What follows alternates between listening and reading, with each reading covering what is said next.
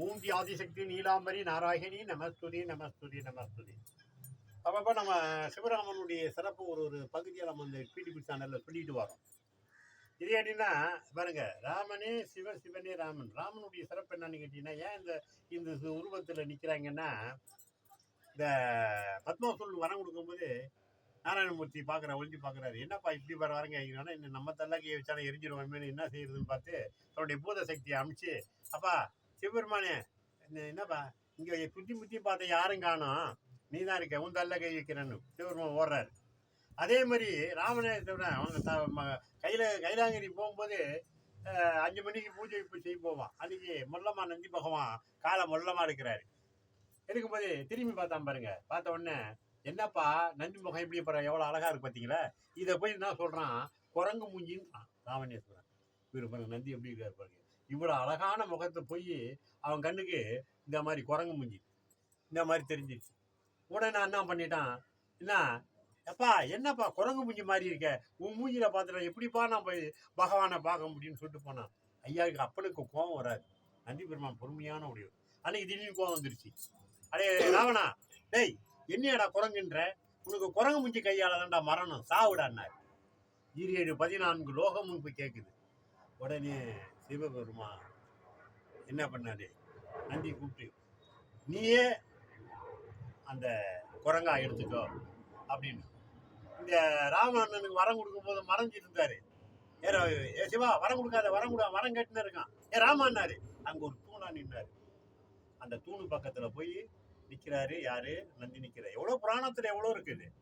ஏன்னா இந்த ராவணேஸ்வரனை அழிக்கிறதுக்கோசம் இந்த அவதாரத்தை சொல்லிதான் இந்த சிறப்பை நம்ம சொல்றோம். சிவனே ராமன், ராமனே சிவன், நந்தியே அனுமன், அனுமனே நந்தி.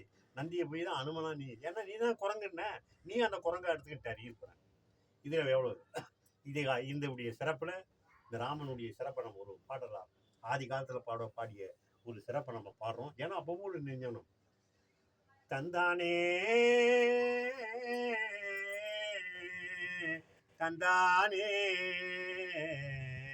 தந்தானே தந்தானே தந்தானே தான தந்தானே சிவராமனே ஜெகத்தை ஆள வந்தானே. சிவராமனே இந்த ஜெகத்தை ஆள வந்தானே. தந்தானே தந்தானே தான தந்தானே சிவராமனே ஜெகத்தை ஆள வந்தானே. இந்த ஜெகத்தையே ஆள வந்தானே. பல அதிசயங்கள் நிறைந்து நின்றானே, பல அதிசயங்கள் நிறைந்து நின்றானே. நம் பாவத்தையே எரிக்க வந்தானே. பல அதிசயங்கள் நிறைந்து நின்றானே, நம் பாவத்தையே எரிக்க கண்டானே. தந்தானே தந்தானே தந்தானே சிவனே சிவராமனே ஜெகத்தையே ஆள வந்தானே. இந்த ஜெகத்தையே ஆள வந்தானே. சிவராமனே ஜெகத்தையே ஆள வந்தானே.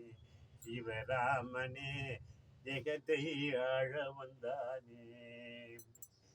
ஓம் ஆதிசக்தியினுடைய சிறப்புல நம்ம இந்த ஒரு சிறப்பு சொல்லிட்டு வரோம். 7 கடல் கண்ணாண்ட இருக்கா. இந்த நந்தியினுடைய சிறப்பு எப்படின்னு கேட்டோம்னா, சிவா என்பது கூடும்போது நந்தி பெருமான் இருப்பாரு, ராமா என்று கூடும்போது அனுமன் இருப்பாரு. ஆனா இதுல என்ன முக்கியம்னா, ராமான் போது நந்தி எங்க போயிடுவாரு, சிவான் போது அனுமன் இங்க வராரு. இது ரொம்ப சிறப்பு. திருநாமத்துக்கும் பட்டை வித்தியாசம்.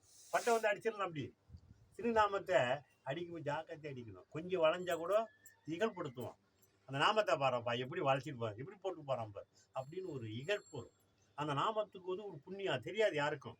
அதுதான் மனசத்தில் இப்படி அடிச்சிருவாங்க. இந்த பக்கம் அடிக்கிற கரெக்டாக அடிச்சிருவாங்க. இதை மட்டும் அடிக்கிற ரொம்ப கூர்மையாக அடிப்பாங்க.